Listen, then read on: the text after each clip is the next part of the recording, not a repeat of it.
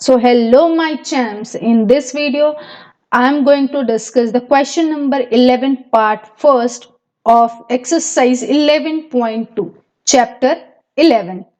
So let's begin.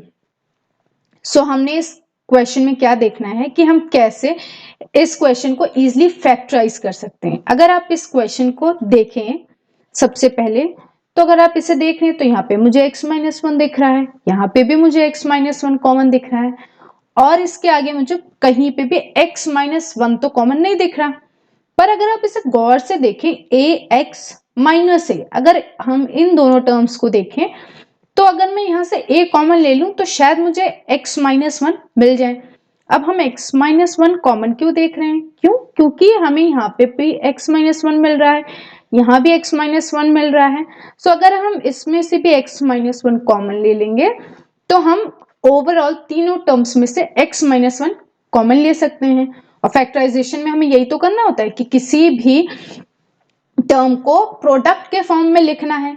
ठीक है, तो हम क्या करते हैं, x-1 ये हो गया हमारे पास माइनस x-1 का होल स्क्वायर। ठीक है, अब ये जो टर्म है इसको हम देखें तो हम क्या देखते हैं कि हमें इसमें से a दोनों में कॉमन दिख रहा है, ये दो टर्म्स हमने लेनी है। अगर हमने a कॉमन लिया तो मुझे यहाँ क्या मिल गया, x, और यहाँ पे a था वो a भी बाहर चला गया, तो अब यहाँ पे क्या बच गया, सिर्फ माइनस का 1। अब अगर आप इसे देखें तो आपको यहाँ पे भी x-1 दिख रहा है, यहाँ पे भी x-1 दिख रहा है और यहाँ पे भी x-1 दिख रहा है। तो हम क्या करेंगे, हम इजिली x-1 को कॉमन ले सकते हैं। ठीक है, x-1 मैंने कॉमन ले लिया।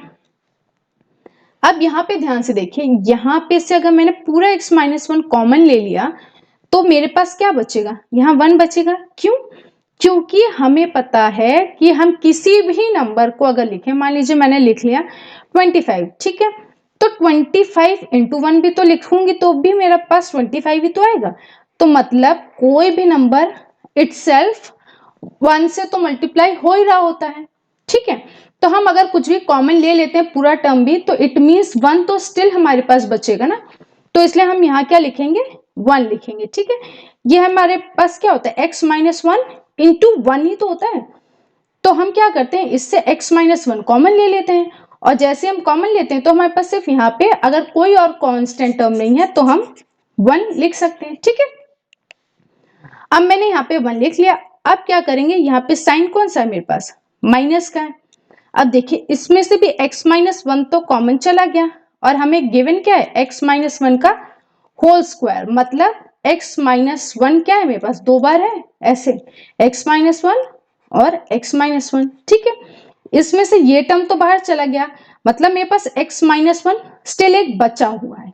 ठीक है, तो मैं क्या करूंगी, इसे लिख लूंगी x-1, और अब मेरे पास यहाँ पे क्या बचेगा, ये मेरे पास प्लस a बच जाएगा। ठीक है,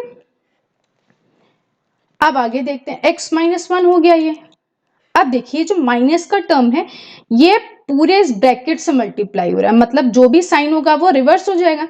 यहाँ पे माइनस, यहाँ पे प्लस है, माइनस इंटू प्लस क्या होता है, माइनस, ये हो जाएगा माइनस एक्स, और माइनस इंटू माइनस क्या होता है, प्लस होता है, ये हो जाएगा मेरे पास +1 प्लस a। ठीक है, अब हम इसे और कैसे लिख सकते हैं, x-1 1 + 1, अब जो भी हमारे पास कांस्टेंट टर्म है हम उसे ऐड कर लेते हैं, 1 + 1 क्या हो जाएगा मेरे पास 2 माइनस x प्लस a।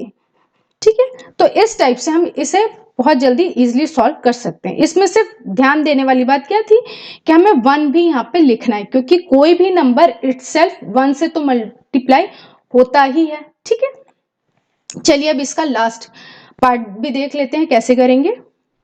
अब अगर आप इसमें देखें तो बहुत सारे टर्म्स हमें गिवन है, 1 2 3 4, और ये पूरा कितना है, 5th टर्म है। ठीक है, और जो 5th टर्म है आप इसे गौर से देखें तो इसमें क्या गिवन है, ax प्लस by का होल स्क्वायर। ठीक है, तो हम क्या देखते हैं कि क्या हमें ये टर्म यहां से भी कुछ कॉमन मिल सकती है क्या, क्योंकि अगर यही टर्म हमें यहां से कॉमन मिल जाएगी तो हम क्या कर सकते हैं, इस पूरे को कॉमन ले सकते हैं। ठीक है, तो अगर मैं ये देखूं ax प्लस by, ये एक साथ हम लिख सकते हैं ax प्लस by। ठीक है, बस सिर्फ साथ लिख रहे हैं अभी और कुछ नहीं कर रहे हैं। ठीक है, ये मैं एक ब्रैकेट बना देती हूँ, कोई फर्क नहीं पड़ेगा इससे। अब यहाँ पे देखें जो बच गया टर्म उसको लिख के देखते हैं। अब हमारे पास क्या बचा हुआ, A square X plus A B Y. ठीक है, और फिर क्या है, माइनस का साइन। अब आप सोचेंगे हमने तो ये बी वाई तो पहले ही लिख दिया, पर क्योंकि हमें पता है माइनस का साइन क्या होता है, ये जिस टर्म के आगे होता है ये उसी के लिए होता है। मतलब ये नेगेटिव टर्म किसके लिए है, ए एक्स प्लस बी वाई के लिए है। ठीक है, तो हमने तो ये टर्म लिया है तो उससे कोई फर्क पड़ने वाला नहीं है। तो हमारे पास बच गया ए एक्स प्लस बी वाई का होल स्क्वायर। ठीक है, अब आप देखिए क्या इसमें से कुछ पेयर बन सकता है क्या, क्योंकि ये इसमें से भी हमने ए एक्स प्लस बी वाई तो बना लिया क्योंकि ये हमें यहाँ पे गिवन था। तो अगर हमें ये ब्रैकेट दिख रहा है तो हमारी पहली कोशिश तो यही होती है कि क्या हमें ये कहीं और टर्म बनाने से हमारा कॉमन बन जाएगा, तो हमने बना लिया। अब हम इसको देखते हैं, पहले इसको लिख लेते हैं, ए एक्स प्लस बी वाई। ठीक है, अब अगर मैं इसे देखूं तो मुझे ए तो इसमें से कॉमन दिख रहा है। ठीक है, और x नहीं है यहाँ पे कॉमन, और क्या कॉमन दिख रहा है, और कुछ भी कॉमन नहीं है। तो हम अगर a कॉमन लेंगे तो हमारे पास क्या हो जाएगा, यहाँ हो जाएगा ए एक्स प्लस ये क्या हो जाएगा मेरे पास बी वाई, यही बचेगा A X plus B Y minus A X plus B Y का होल स्क्वायर। अब आप देखिए तीनों ही जगह मेरे पास A X plus B Y मेरे पास कॉमन आ गया। ठीक है, तब हम easily A X plus B Y को कॉमन ले सकते हैं। अब हमने वही किया, हमने ये कॉमन ले लिया। अब जैसे हम कॉमन लेंगे तो देखिए फिर से वही चीज आ गई कि इसमें से तो हमारे पास सिर्फ A X plus B Y ही था, तो हम क्या कर सकते हैं, ये 1 से तो मल्टीप्लाई हो ही रहा था ना, मतलब तो 1 तो हम लिखेंगे। तो यहाँ पे क्या आ गया, ए एक्स प्लस बी वाई अगर कॉमन गया तो हमारे पास यहाँ पे क्या आ गया, 1 आ गया। अब क्या होगा, प्लस, अब यहां से ए एक्स प्लस बी वाई बाहर चला गया तो यहाँ पे क्या हो गया, ए बचेगा सिर्फ ये वाला टर्म। यहाँ पे अब देखने वाला यहाँ क्या है, माइनस। अब हमारे पास A X plus B Y का होल स्क्वायर गिवन था, मतलब ये क्या हो रहा है, ए एक्स प्लस बी वाई 2 बार लिखा जा रहा है, यही हो रहा है ए एक्स प्लस बी वाई।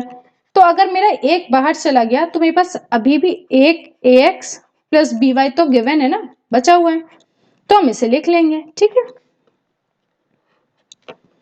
अब हमने इसे और सॉल्व कर लेना है, ए एक्स प्लस बी वाई, यहाँ पे बचेगा मेरे पास 1 माइनस ए। अब ये देखिए नेगेटिव साइन क्या है, इस पूरे ब्रैकेट से मल्टीप्लाई हो रहा है, मतलब क्या हो गया, minus A x minus B Y. ठीक है, तो इस तरीके से हम इस क्वेश्चन को इजिली सॉल्व कर सकते हैं।